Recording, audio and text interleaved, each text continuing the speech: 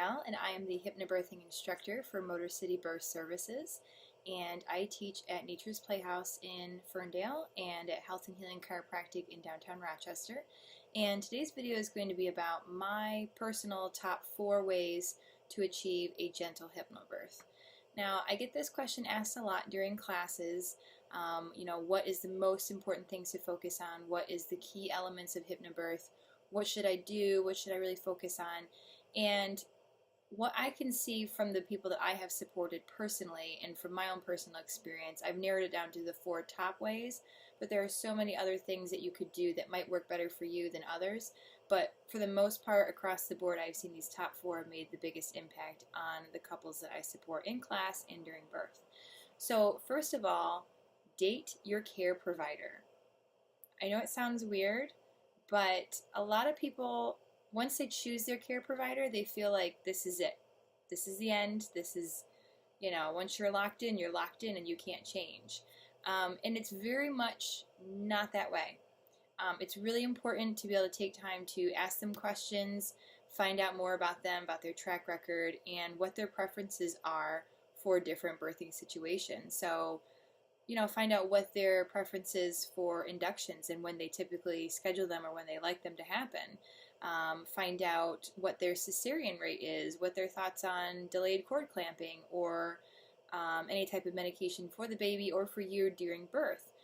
And it really does have to do with knowing what your options are and knowing what you want in your options, so then you can actually ask those questions. So as we talk in class, our class 3 in our 5-week hypnobirthing series, we talk about birth plans and birth options and what your preferences might be and how to choose them. So when I say date your care provider, I mean that in a funny way, but to also look at it in that way, that if it doesn't work out and if they aren't a good fit, then it's okay. It's like dating. You get to know them, you ask them questions, and then you move on. You find somebody else who you think might be a better fit, and you get to know them as well as you can and ask them questions. And when you finally feel comfortable and feel safe and have feel like a good relationship with them, then you'll know you found the right care provider for you.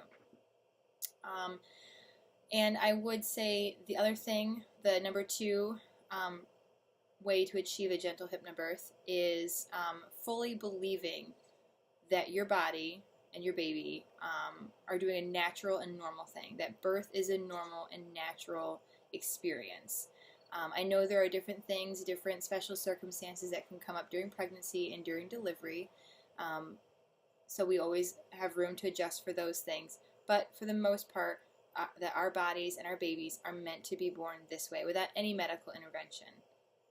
That this is what we were created to do, to carry on our line, to procreate, and to add to the earth. So my clients that fully believe that and fully believe this is something that their body is perfectly capable of it doing without their participation, see the best results and really believe it and really take to heart the practice. And then speaking of practice, number 3 is take time to practice. So practice makes perfect. Sounds like a broken record, sounds like a cliche, but it is very, very true. Not all of us are really good at relaxing. I have some clients who are used to meditating, who are used to meditative yoga. They're pretty easy. They're pretty much like, yep, got this. This is a normal, everyday habit of mine. So with hypnobirthing, you want to create a habit. You want to create this memory in your mind of being able to relax quickly and easily and deeply. So the more you practice, the better at it you'll be. So who doesn't want to get as much practice in as they possibly can before the big day? You don't want to be nervous. You don't want to be anxious for that delivery. You want to be able to be, you're completely ready so you can handle whatever comes at you. I would say the 4th thing is that they know their options. So there are a lot. There are a lot of options. And as I said before, in class 3, we talk about birth plans and birthing preferences. And especially since I am a birth doula, I've been there for a lot of different types of births and a lot of different types of moms at all different walks of life and different sized babies and different approaches to how they'd like to deliver. Epidurals, no epidurals, induction, cesarean, natural, water birth, home birth. I've seen a good amount of them, and to be able to know what your options are, then you can actually choose the environment, choose the setting, and know what you want. So you don't have any options unless you know what they are. And that isn't to say I'm going to be declining this, this, this, this, this. It's more like knowing, oh, I didn't know I could do that. I didn't know that I could ask the anesthesiologist to do a different solution for my epidural so it's not completely numb from the waist down.